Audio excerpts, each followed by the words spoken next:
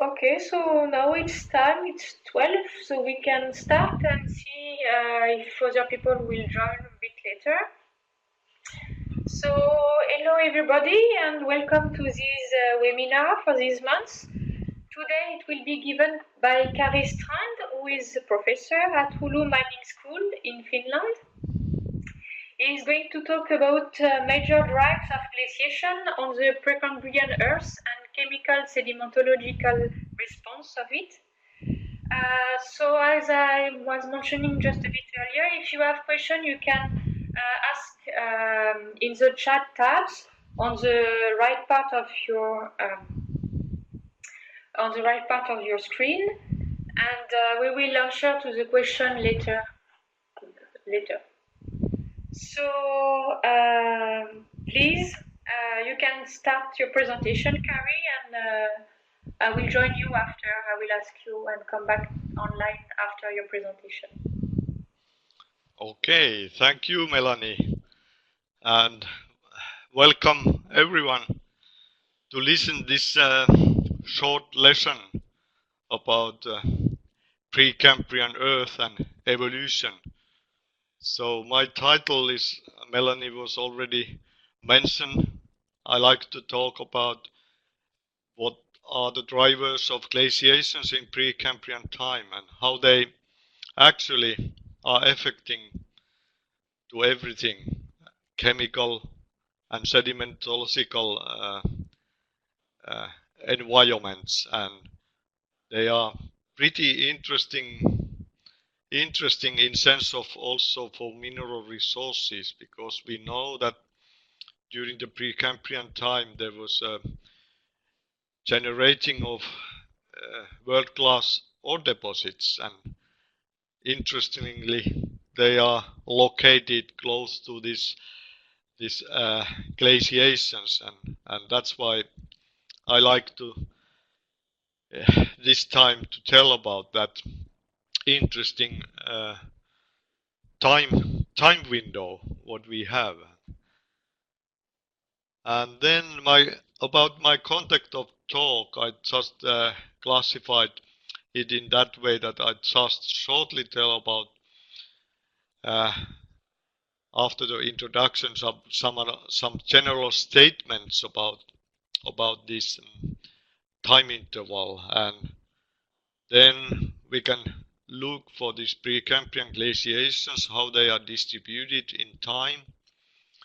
And then the Huronian glacial event is a world-known interval best studied in the world about these glaciations, and the time of those glaciations are 2.45 to 2.2 billion years, and they are recorded in close to the Lake Huron in Canada. And interestingly, there is this oxidation of Earth occurring in the same interval, 2.4, 2.3, and how this is seen in our rock record. It is pretty interesting, and we go through that. And then I like to talk just a couple of slides about these Neoproterozoic Kruikenian Ediacaran glaciations. That is the time in Neoproterozoic when we have heard that it was probably a time of snowball Earth. So that's a very interesting time period in that sense. And then, as my title is telling, we should deal a little bit about chemical sedimentological responses, as well as look for parallel secular trends and how that relates to metallogeny. And then the conclusions. There's a couple pictures you can see here. These are actually from Finland, in eastern Finland, in Kainuu area, and I personally have studied these dimics or glaciogenic rocks there and published a couple papers to that. But these are the outcrops showing huge pebbles, archean tonalites, pebbles slightly rounded, sitting on the very fine-grained sedimentary matrix, and it is clayey. But what is this clayey, silty rocks? They are carrying these huge blocks of rock pebbles, as well as this other picture showing some distribution of the tonalitic, as well as some volcanic rock couples in the matrix. So they are really unusual combination of the big rock pieces of rock as well as a clay.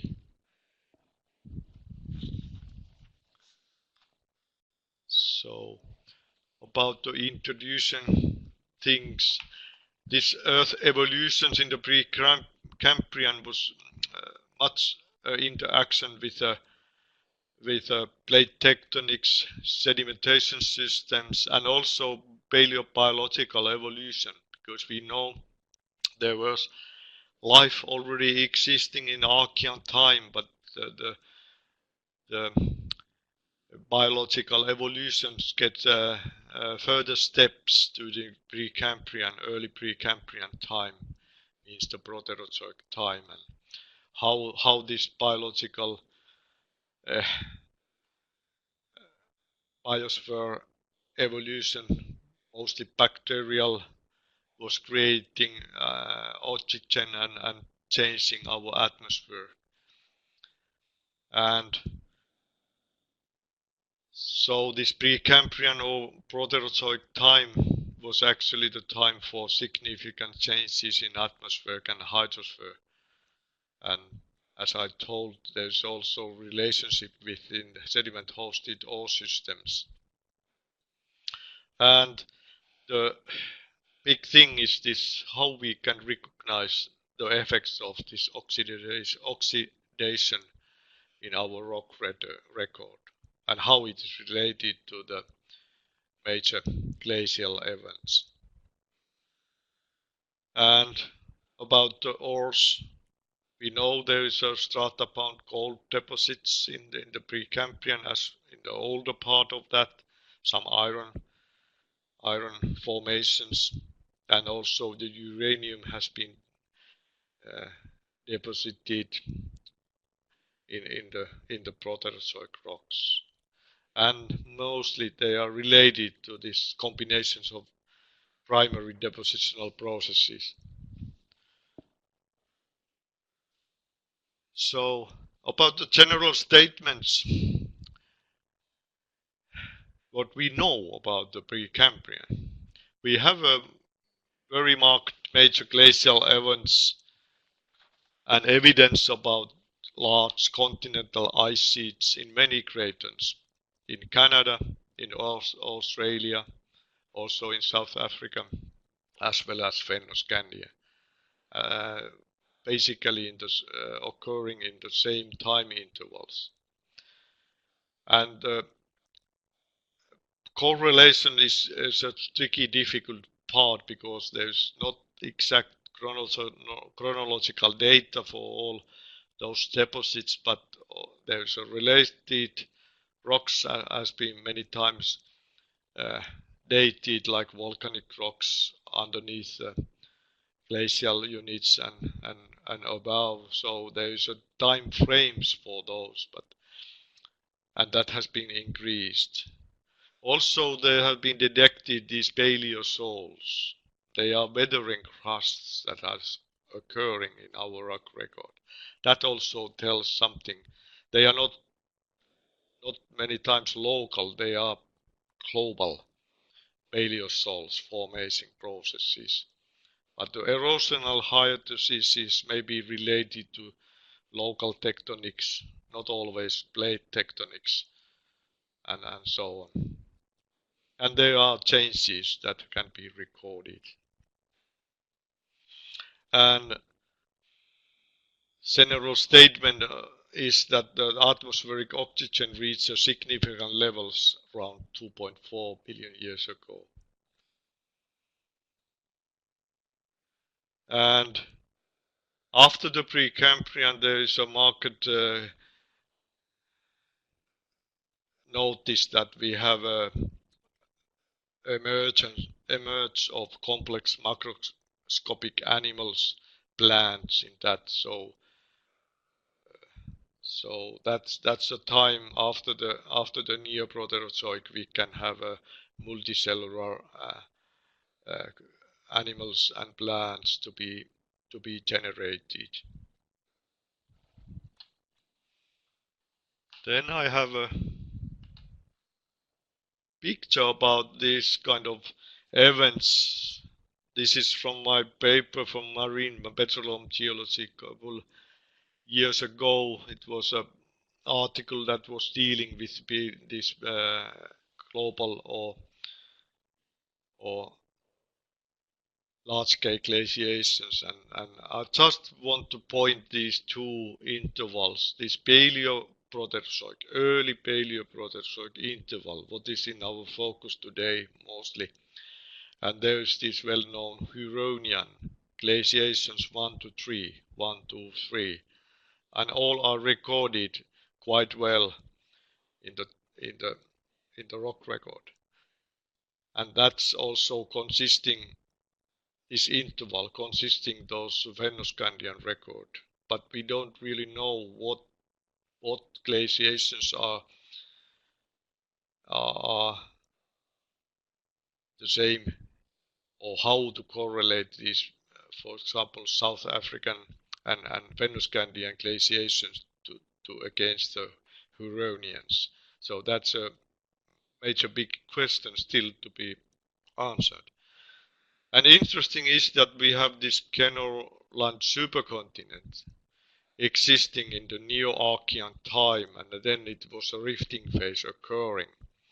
And interestingly, these glaciations were related to this rifting space as well as the passive marching phase of the breakup of the Kenoland supercontinent.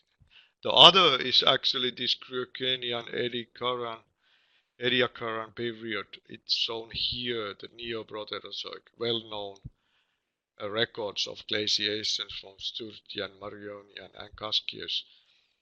And this is the time of so-called snowball Earth. And it is interestingly also related to Rhodian supercontinent breakup phase in time.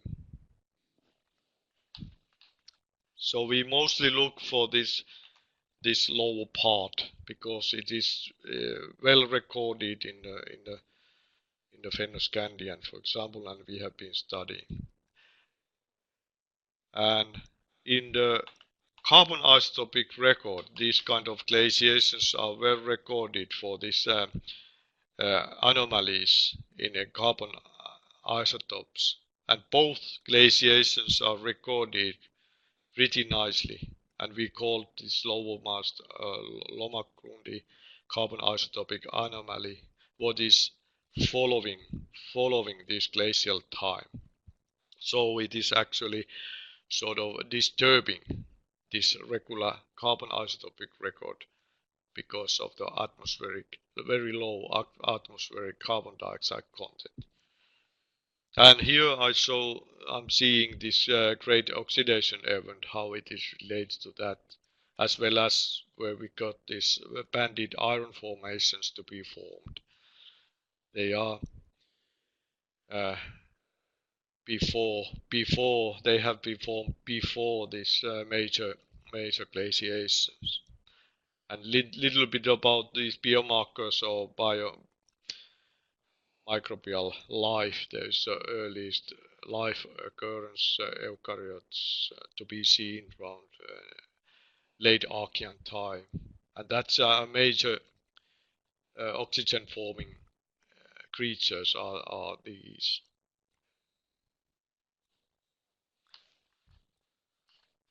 So let's go ahead. This early Paleoproterozoic time is interesting. We have a supercontinent. It's a Kenoland supercontinent, but in the literature it is argued that there could be two different supercontinents. They were not attached, really attached to each other, and the northernmost, maybe it was related that the Karelian and the Canadian slave province were together with Greenland. And in the southern part, there was this Australia, South African continent. But we don't know how they were attached to each other, but they have a different latitudinal connection. But both these craters were glaciated in the early Paleozoic time. And in that way, they have a relevancy to this supercontinentality. And the idea may be this, that why we get a increase of oxygen and that kind of thing to occurring in the same time. It may be that we have a high standing land masses, and then when the land masses were eroded, there was a huge drawdown of atmospheric carbon dioxide in this time, and that may be affecting in that way that the greenhouse effect was diminishing and the global cooling would be taking place, as well as when the carbon dioxide is taken away from the atmosphere, we can have a little bit extra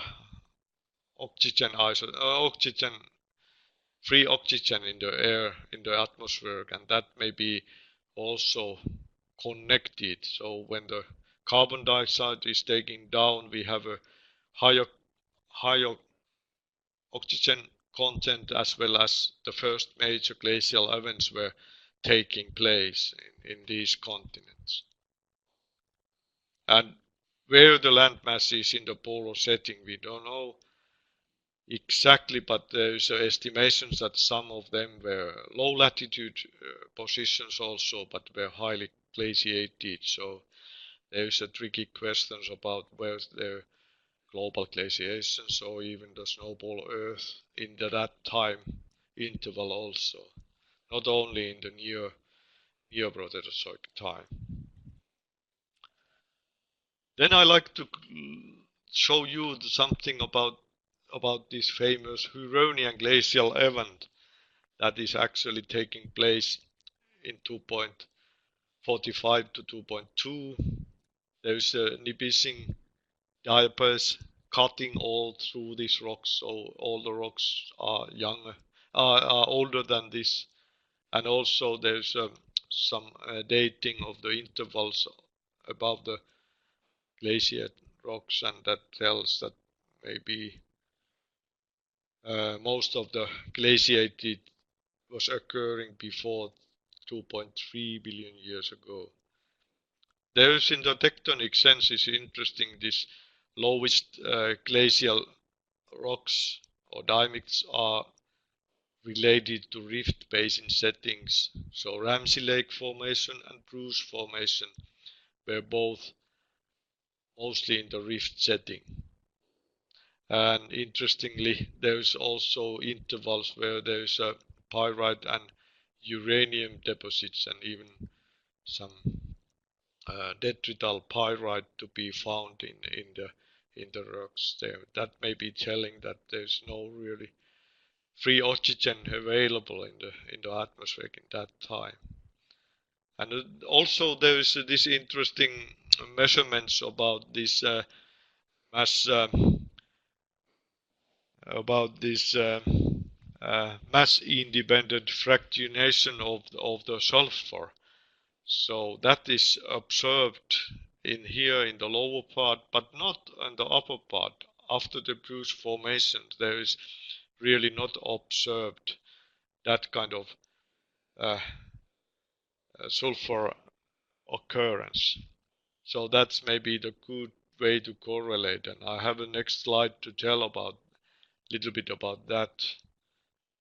And I think this Huronian glacial event is like a best studied, and we should and try to correlate that, and especially when there is no so much a local effect. When we have this famous Govganda formation, it is a passive marching, so the breakup has been already happened, and then we have a huge deposition of this glacial rocks, glacially influenced rocks in our rock record. So this mass independent fractionation of sulfur isotope correlation is I think is a new tool to do studies in the other continents, other craters also. And it is interesting because this actually disappearance of this MAFS is related to this oxidation event. So it is actually the recording that do we have a free oxygen in our atmosphere or do we not have. And the lower part, when there is an anoxic atmosphere, this MAF is produced by the photochemical reaction. So there may be sulfur oxide coming from the volcanoes, and then the radiation is breaking the sulfur, and then we get certain signals of this unoxygenated atmosphere signal to the sulfur isotopic systems. But when we have this oxygen available, then this mass independent fractionation is disappearing, and then we just get a signal that is telling about the free oxygen in the atmosphere. And interestingly, this is really pinpointing this place where the Bruce formations, glaciogenic rocks, are still in the anoxic environment, but the Govganda formation is really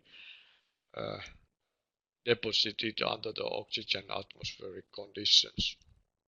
Then there's this kind of warning about avoiding sampling digital pyrite because that may be carrying this MAFS signal just from the older source rocks if it's a detrital. But if the pyrite is formed during the deposition or after that, it is having this signal.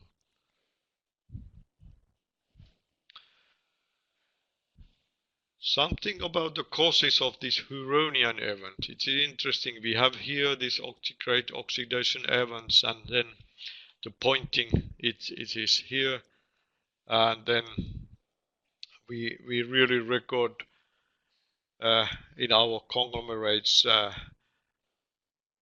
some pyritic as well as uraniferous conglomerates that tells about anoxic environments, but after that, when those are disappearing, we get oxidized paleozols, also distribution of red beds, so iron enriched with oxidizing conditions, and that means that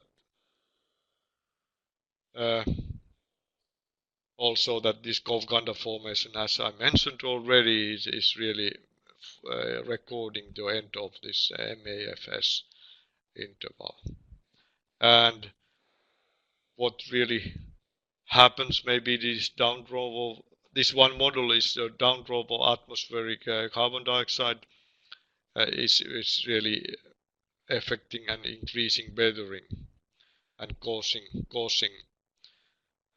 weathering of silicates, and carbonate is formed in the weathering crusts and even in the low latitudes.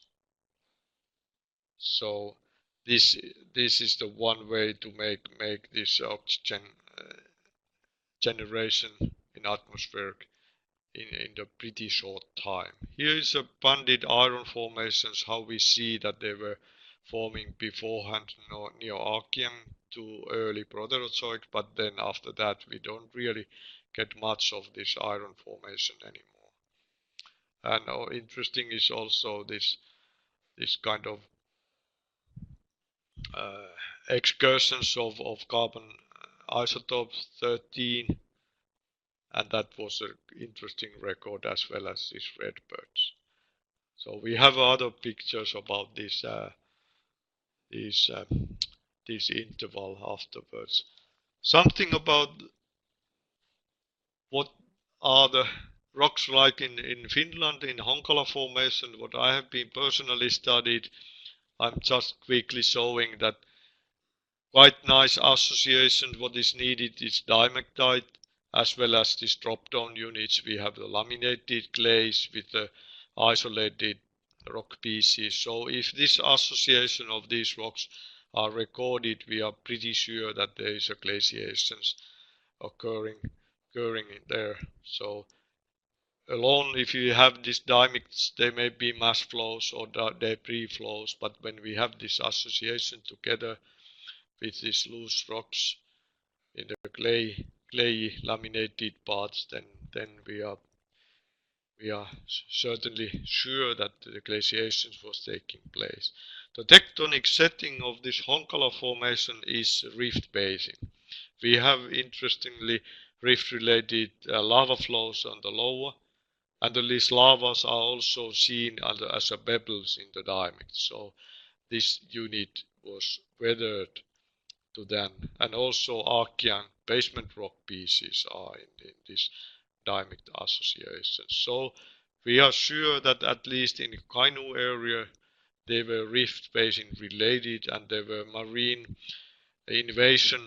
water invasion to the valleys where the dropstones and glacial marine sediments were deposited, and afterwards they were filled with the sediments that have no glacial influence, actually this sandstone association.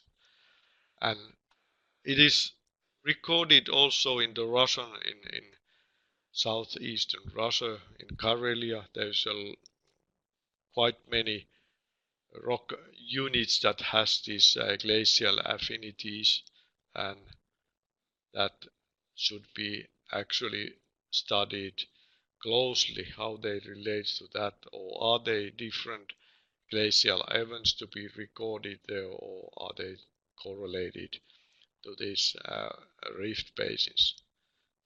Mostly they are, because and they are well recorded in some locations. Other is this Urkkavaara formation in North Karelia that is correlated to this the same intervals.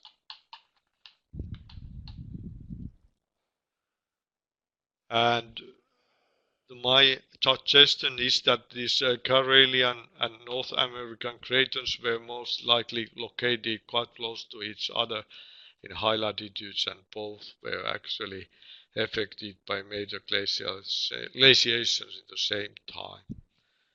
And if you look for the continent drifting, Mertan and Satu has been studied that the Karelian craton actually was shifted to the lower paleolatitudes afterwards, but the Northern America may be recording further glaciations, these longer Huronian glacial events even at high paleolatitudes still. So that's I think the one basis for the correlation, or at least to prove if this is true.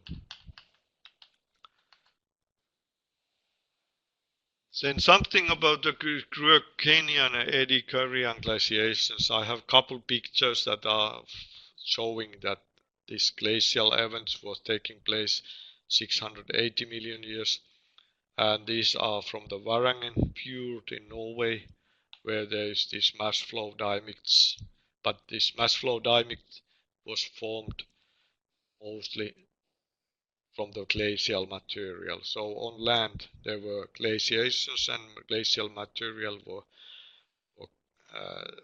putting in the subaqueous submarine setting this as a debris flow. Interestingly, from this time is that there must be sort of time when the carbon dioxide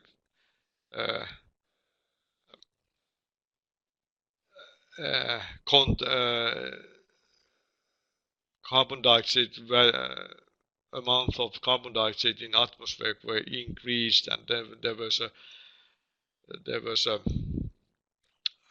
collapse of the ice sheets in quite the same time, when there was a huge amount of volcanism, for example, forming this carbon dioxide after the so-called snowball event, and then we got a really warm climate episode after these glaciations.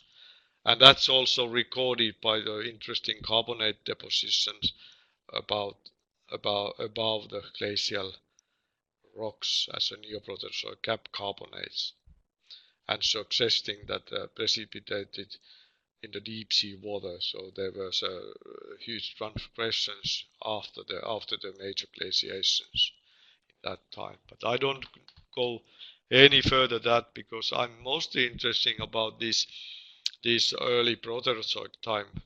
That means these Huronian glacial events with 3 major glaciations, and what really happens in this kind of connections. We have the end of detrital pyrite and uranite. So in the anoxic conditions, we can preserve those detrital pyrites, but not after that, when we get the oxidized conditions. And also the iron formations, major forming of iron formations were in the earliest Paleoproterozoic time, before this oxidation. So that kind of things, we can put this as a secular trends, and looking how everything is related to each other, and use that also in sense of a mineral prospective sense. So this is my picture that I just constructed for the Fennoscandian. I just pinpoint that we have only this one major glaciations in this position. We don't record, as we know so far, that there is only one major, but do we have other, and that should be probably tested by doing, for example, this sulfur isotopic studies, to recognize if we have glaciations that are somehow connected to great oxidation events afterwards or beforehand. So that's, and the rifting phase was taking place in Fennoscandian quite a long time. Sedimentation was active. Paleosols we are really recording after the major glaciations. There's a huge chemical weathering profiles to be found in Fennoscandian afterwards, but that's also the connection that should be studied more precisely, what that really means. And after this huge chemical weathering, we get a lot of quartz arenites deposition in the shallow water fluvial environments. No glacial influence anymore, at least not so precisely well, but I think this is an open questions to relate these together.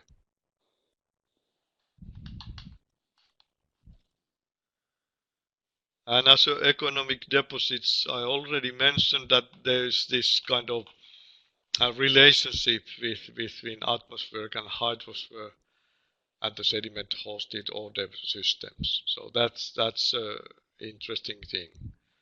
And we know that we have this strata-bound coal and iron and as well as uranium deposits, just related to these primary depositional things. And also these parallel secular trends are showing how the oxygen is affecting, oxygen atmosphere is affecting to the ore forming processes, and the oxygen occurrence on oceans, and how the oceans were layered partly anoxic in certain times, but But I think that's the major thing to forming those economic deposits, and that should be done and can be even used in the exploration targets. Couple quick questions about, for example, this glacier deposition in anoxic environments. We all know this well famous Witwatersrand gold deposits that were formed in the anoxic environment. We have a pyrite, detrital pyrite, and gold deposits, and these are actually near Archean, earliest Proterozoic. So this is the time when we can really create and find some concentration of gold and glacier minerals, and that should be tested also in Fennoscandian if you have anoxic environments and deposition of these quartz bed conglomerates in anoxic environments, or where they're in oxic environment. And morphologically they are interesting. They are pyrite is mostly detrital, and then the notched gold is found easily, and the time for the Witwatersrand was Neo-Archean. 2.6 is the youngest, and certainly the time was that there was no oxygen in the air in that time. And also interesting is that when we have no oxygen, was there this sort of type of weathering taking place, very aggressive weathering when there is a high carbon dioxide and methane contents in the atmosphere, and this chemical weathering was different, and the loss of alkalines and alkaline earth is very dramatic, and I think we should in Fennoscandian look for those Paleozoics again, that are they related to this aggressive weathering without an oxygen in the air or not. Iron formations, they are really nicely related to this oxygen occurrence in the earth. We have this Hammersleigh Transvaal superior type of iron formations just before the great oxidation event, and then interesting, we also have this Rapitan type of Neoproterozoic iron formations, and that should be explained also in sense of atmospheric and climate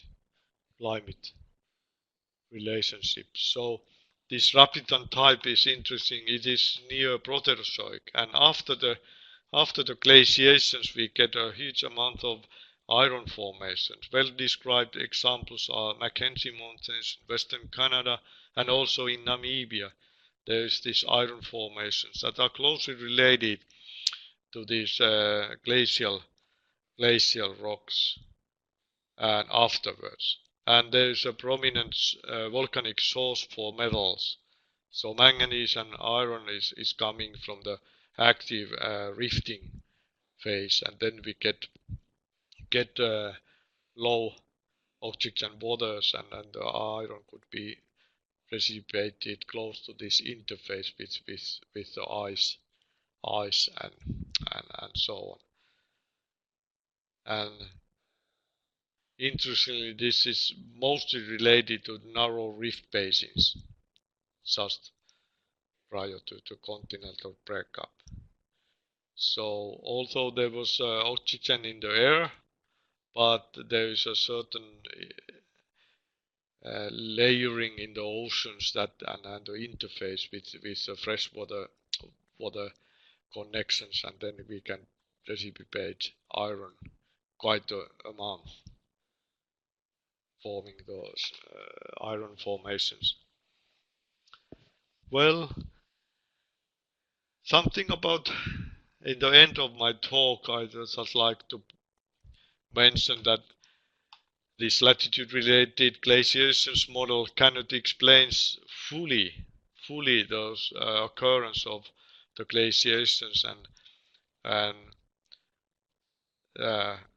therefore the assumption is that mostly the other glaciations or overlying glaciations may be mostly related to the fluctuations of the atmospheric changes. So there is a take off of carbon dioxide in once a while, and then we really change the atmospheric composition and create cooling.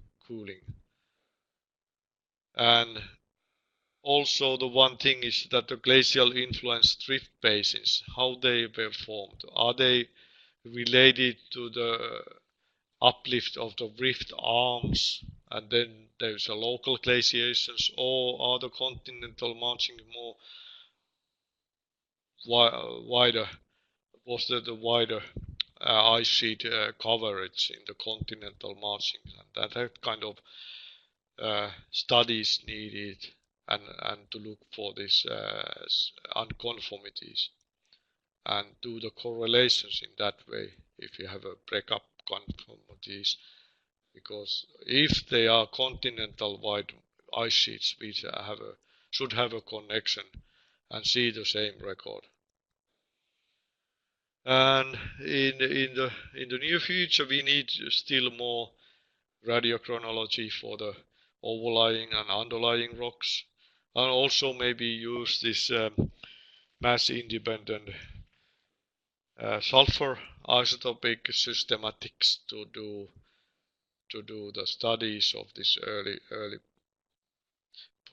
Proterozoic. But since as I'm a sedimentologist, I like to also do just the primary sedimentology studies of the pre-glacial, post-glacial deposits. So to know what kind of environment, what kind of tectonic setting we have for the glacial units, but as well as to look for the synglacial lithophases, as if they are subaqueous or deeper water sediments, and so on.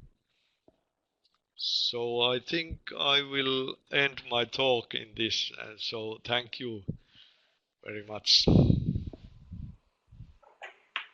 Thank you for this very interesting talk, Kari. So if anyone have questions, please put them on the chat box. So I can see that Quentin has already a question. What did you analyze to get the low carbon isotope value there is 2.4 billion years ago? Carbonates or something else? The question, sorry, I didn't hear. So the question is, in which kind of sample did you analyze the carbon isotope value? Oh, actually, they were not my own. They are from the literature, and I think they are taking from carbonate rocks, actually. Okay. And it was a collection from literature, dolomites, even dolomitic rocks, and so on. And also, as you know, there is this stromatolitic deposits after the glacial events, and they were more wider represented, so they are done in the carbonates. Okay, good. So yeah, for me, I learned a lot, especially about this Rapitan type iron formation. I did not know about it, so it's really good to have information on this. Thank you for that. Yeah. Is there still a question about Honkala formation and Kumpu formation now? Okay. I can see Sverre is asking. I think the Honkala is much older, and this Kumpu formations, it's mostly quartz pebble conglomerates and so on. And I'm pretty sure it represent after the glaciations we have quite a lot of chemical weathering and quartzites, and then these conglomerates were on the top of. top of these quartz-rich sequences. Okay. So Jan Sverre from NGU says that he will have a talk next week in Tromsø about Neo-Paleozoic iron formation and glaciological deposit in Norwegian Caledonite. So for those who are attending the workshop, that will be great to see a bit more about iron formation. Okay, interesting. Yeah. Interesting subject there. I would like to see how these iron formations, how the sedimentological geochemical system is actually taking place, and what is the order of each, and so on. Maybe Well, I can interesting. try to record it and send it to you then. I will see with Jan Sverre if you want or not.